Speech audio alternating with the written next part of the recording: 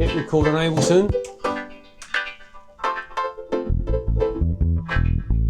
And you see the input meters in Ableton on the left, they're showing our playback channel. So coming out of the AW, our multi-tracks being sent through the Apollo into the inputs of the Midas Venice.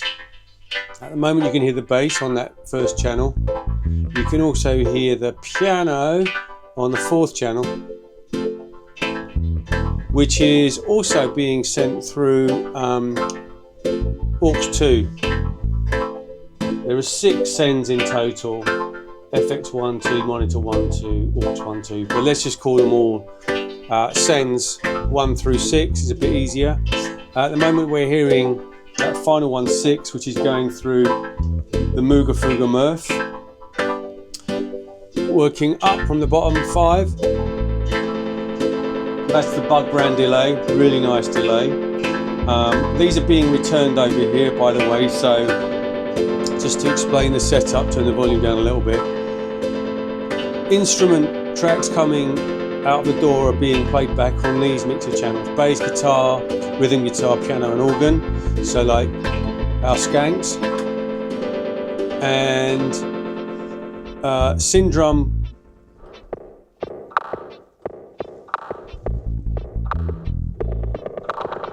Guiro,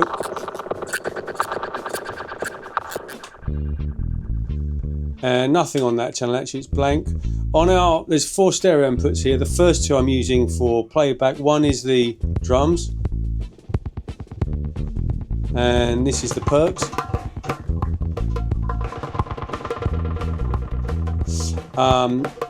And that's all the instruments there. So from this section of the mixer up to the first 2 stereo channels. The rest, these stereo channels here and the mono channels on the right of the mixer, are being used for effects returns. So just put the drum track in. We've already heard the Murph coming back on this return, and the bug brand delay coming back on this delay, return, and the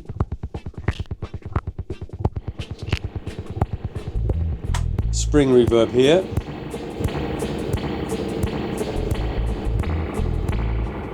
And this send 3 is going to the chorus echo, which I've got coming back on 2 input channels, panned slightly. They're 2 mono channels, but basically one is the delay portion of the effect. Why can't we hear that? It's where were we? Drums. Let's just turn it up a bit. There we go.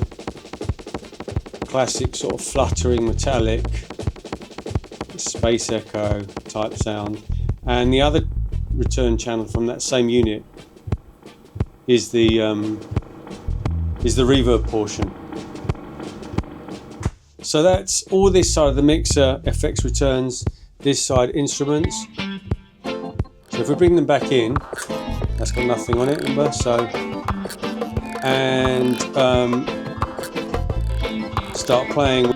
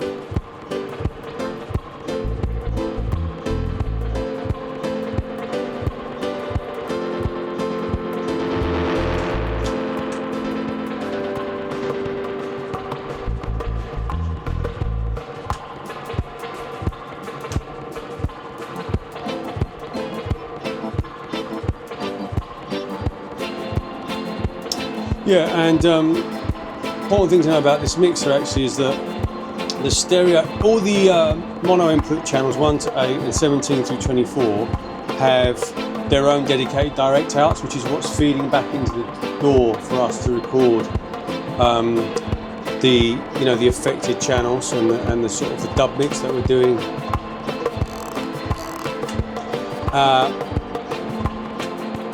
The stereo channels, which I'm using for drums and percussion and 2 stereo effects returns.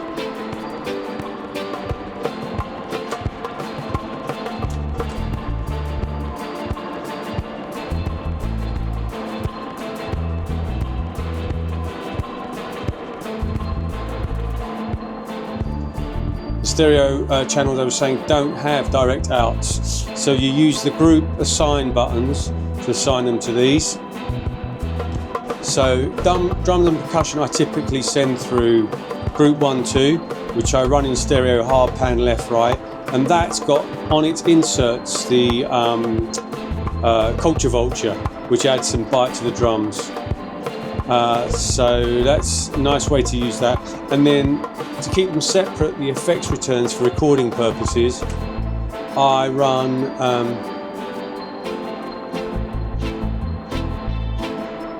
so the effects now going out of those skanks and coming back into these stereo inputs, I'm sending out through 3 and 4, again hard pan.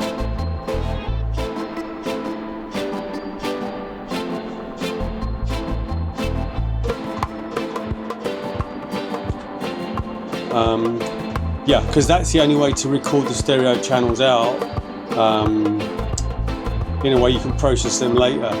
You can obviously just record the whole thing through the groups or through the main stereo buses. There are 2 stereo buses on this mixer. And there's also nice controls for both. There's dedicated FX returns, there's dedicated monitor returns and aux returns. These central sections here, but I actually don't really need to use those very much. I just sort of set the sends. The returns are meaningless because I've got all the effects units returning direct to these channels. So that, for instance, if we send the skanks back through the bug brand, here, we can just control that on that fader. And of course we can, if we want, start feeding it back in on itself.